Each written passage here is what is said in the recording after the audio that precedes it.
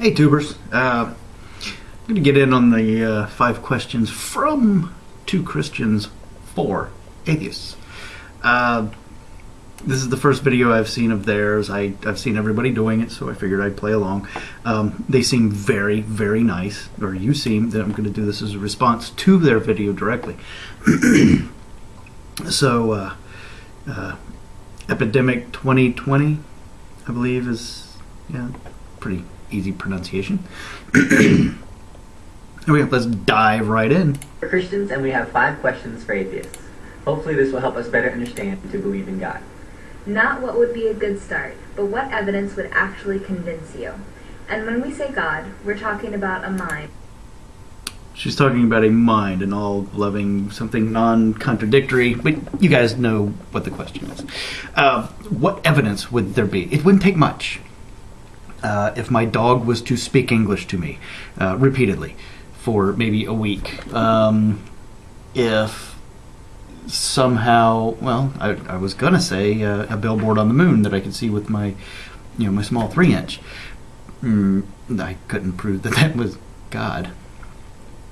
I mean, if I was looking for that proof, it's not going to take much. It just has to be repeatable proof. If I go outside and later this afternoon and my van has turned into jelly, well, I would still need evidence that somebody didn't take my van and put jelly there. But I can't answer this question saying I don't know what proof, but I know it when I see it, because that leaves me an out of saying, well, I'm just not going to believe because I'm a staunch. No, I want to believe. I want to believe that there's something. I don't see a need for it. I don't see any proof for it. I don't see any chance of there being any proof for it. And which God are you talking about? There's so many. There's a laundry list of gods that we could choose from. I'm assuming you're talking about the basic Christian God that most of us grew up with, or most of us understand as God. But no, if he is the way you say, get out of there. That's not yours. Sorry. Yeah. No, that's, yes, it won't take much, but it has to be proof. I can't see that coming, so I hope that helps a little bit. Is there anything that I can do that could possibly convince you that God exists? Show me that proof. Repeatable proof. The second part of this question is... Like, would any argument we could make have the potential to persuade you? No. No, there's no argument. It's not even an argument. There are no arguments. It's an opinion. An argument, you may be able to validate that argument to yourself because you make the validations within the argument, but there is no argumentative proof. You can't prove it in an argument. There's no amount of debate. It's a debate on a matter of faith or belief. So to make a short story long, no, you can't. And yes, I meant short story long. No, there's nothing you can say. You'd have to prove it. You'd have to show my van turning into jelly somehow, repeatedly, or have to have a conversation with Duncan. So no, no. The short of it is no. God existed. Would you desire to have a relationship with him? Absolutely. If he said yes to that question, would you want to have a relationship with him just to get into heaven, or for some other reason? Some other reason, because God, I bet that shit's good. No, don't want to make this crude. No, I would want to have a relationship. Because I want to know why. Why so long? Why do things the way that you did them? Not because I want to know all that God knows, but as the human that apparently He made, He gave me the desire to know. I want to know why we do things. That's part of the reason why I'm involved in a psychology program right now. I'm going to school at 39 years old to get a degree in psychology. not because I want to change the world, but because I want to know why the world works.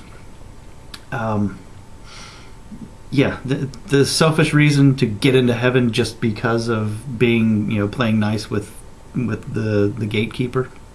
No, that's not fair. That wouldn't be fair for anybody. I would want to know. I would want to get inside God. I would want a relationship where I could get inside. Wait, that sounded weird. I just want to get inside his head. I want to know what he's thinking. That's basically it. And yes, I would want to have a constant, continuous relationship with him where we wake up together and I'm just, picking his brain. Where are we? Christian who lives their life in such a way that it is clear that they really believe in an all-loving God. Absolutely. Meaning they live a life all which the is time. impressively kind, loving, and selfless. Absolutely. Those people are everywhere. The Ned Flanders of the world, without being so annoying that they are considered the Ned Flanders.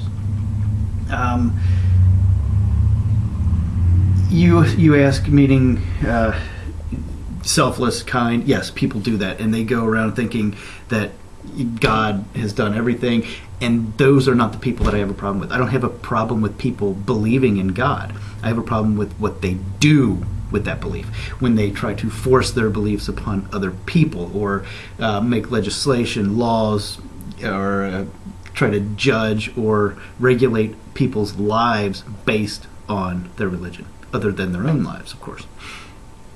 Now, the next part of this question is actually, I think 4 and 5 is actually a two-parter. The presence of lack of... Hold on. Had any impact on your atheism? No, it Feel hasn't. free to make a video response and answer. The impact that they have on me has more of an effect on my my idea of humanity. People are good people, or people just suck. There is no, yes, there's some mid grounds, and every human being is different.